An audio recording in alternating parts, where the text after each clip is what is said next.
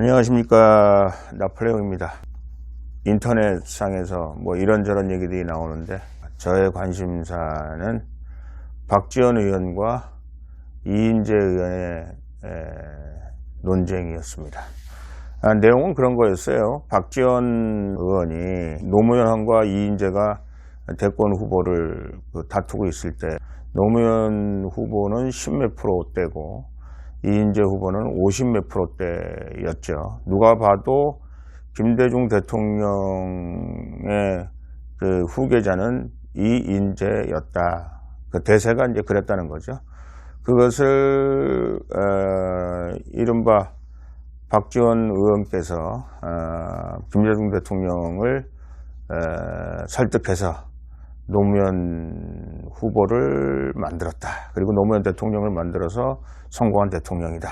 잘했다. 뭐 이런 얘기고, 이인재 의원께서는 박지원 참 그 당시에 얼마나 이게 부정선거를 저질렀는가 하는 것에 대한 스스로의 고백이다. 창피한 줄 알아라. 뭐 이런 유의 말씀들을 서로 하셨습니다.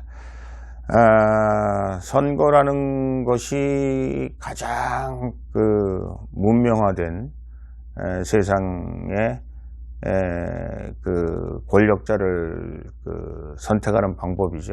지금 현재 그거보다도 더 민주적이고 그거보다도 더 우리 국민들이 됐건 유권자들이 됐건을 승복시킬 수 있는 다른 방법이 생각해내기 어렵다고 할 정도로 그거는 지금의 선거제도, 이것은 우리 인간이 만들어낸 가장 확실하고 분명한 민주제도이고 국민들이 자기 의견과 달라도 쫓아갈 수 있도록 만드는 그런 방법이다, 그렇게 생각을 합니다. 그러나 사실은 이 선거는 옛날로 따지면 전쟁이죠. 전쟁을 우리가 이 문명화된 표현으로 우리가 말하자면 그 선거라는 제도, 그리고 뭐 4년이면 4년, 5년이면 5년마다 선거라는 제도를 만들어서 국민들로 하여금 마음에 안 들면 갈아칠 수 있게 하고, 또 그 갈아쳐진 사람이나 또 그 갈아쳐서 새롭게 그 권력의 자리에 올라간 사람이나 국민들로부터의 신뢰, 국민들로부터의 성원을 자연스럽게 확보할 수 있는 그 좋은 방법이다 라는 것이 사실입니다. 그러나 이 투표라는 제도가 생긴 이래 제가 보기에는 단 한 번도 진정한 의미의 공정한 그런 선거, 제가 말하는 건 이제 큰 선거를 말하는 겁니다만, 대통령 선거, 심지어는 뭐 국회의원 선거를 비롯해서 모든 선거가 공정한 선거는 없었다. 아이러니컬하게도 제가 그렇게 말씀을 드릴 수밖에 없습니다. 지금 이제 선거 부정 논쟁이 난리를 치고 있잖아요.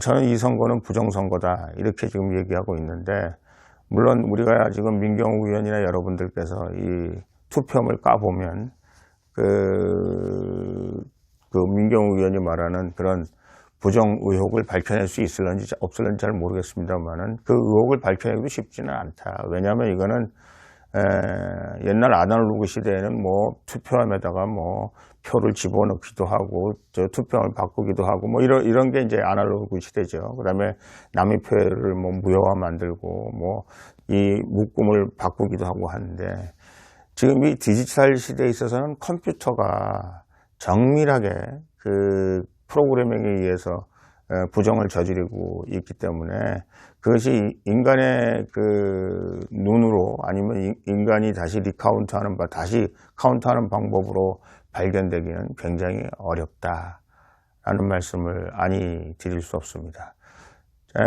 저는 그 자유당 시대에 물론 어리고 또 제가 중고등학교 시대를 쭉 보내면서 사실은 선거 부정에 관해서 많이 듣기도 하고 실질적으로 제가 목격하기도 했다라는 말씀을 제가 드립니다. 뭐 많은 선거 부정이 이루어졌죠.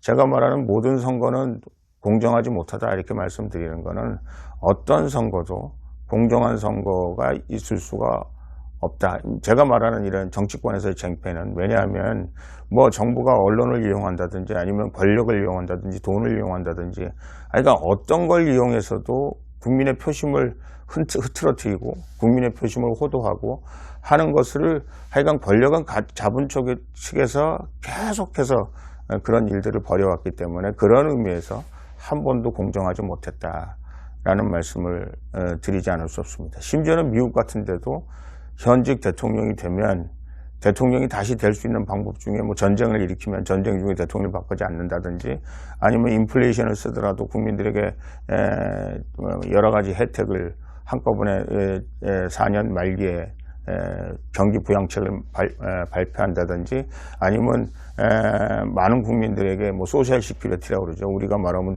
지금 문재인 정권에서 하는 것처럼 돈을 나눠준다든지 하면은 돈을 얼마를 나눠주면 투표율이 몇 프로 올라가고 그 투표율이 올라가는 중에 몇 프로가 현직의 프리미엄으로 올라가고 하는 것들이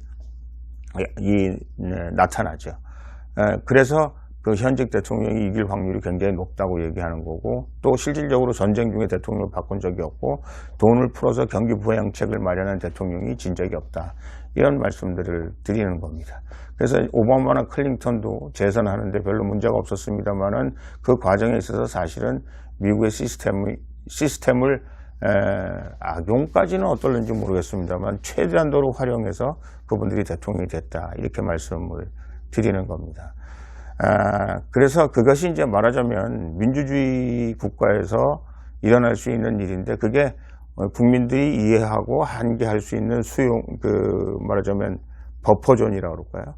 뭐 현직 대통령이 그렇게 뭐 돈을 푼다든지 뭐 경기 부양책을 발표한다든지 전쟁을 일으킨다든지 해서 선거를 이기는 거까지는 뭐 어쩔 수 없는 거 아닌가. 국민들이 아마 그렇게 인정하는 것 같습니다. 미국에서도 계속해서 그런 일들이 벌어짐에도 불구하고 그렇게 해서 이기는 선거에 대해서 국민들이 참 좋지 않은 방법을 썼다. 그렇게 얘기하지만 그렇다고 해서 그렇게 하던 대통령을 뭐 탄핵해야 된다든지 잘못됐다고 얘기한다든지 잘 하지는 않아요. 요즘 요 근래에서 와서는 그런 일들이 일어나서 여러분도 아시다시피 클린턴 대통령이나 트럼프 대통령이 실질적으로 탄핵은 되지 않았습니다만 하여간 탄핵 절차를 밟는 정치적인 쟁패가 있었습니다만 제가 이 말씀을 왜 드리는고 하니 우리 대한민국이 선진국이 됐다고는 하지만은 아직도 투표를 통해서 국민의 표심을 읽어내고 또 투표를 통해서 국민의 표심을 반영해서 우리가 대통령을 뽑고 국회의원을 뽑고 뭐 하는 그런 과정이 있습니다만은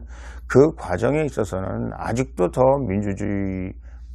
민주적이어야 되고 더 자유로워야 되고 국민의 표심을 호도하고 왜곡하는 일들을 삼가해야 된다. 특히 권력을 가진 자들은 조심해야 된다.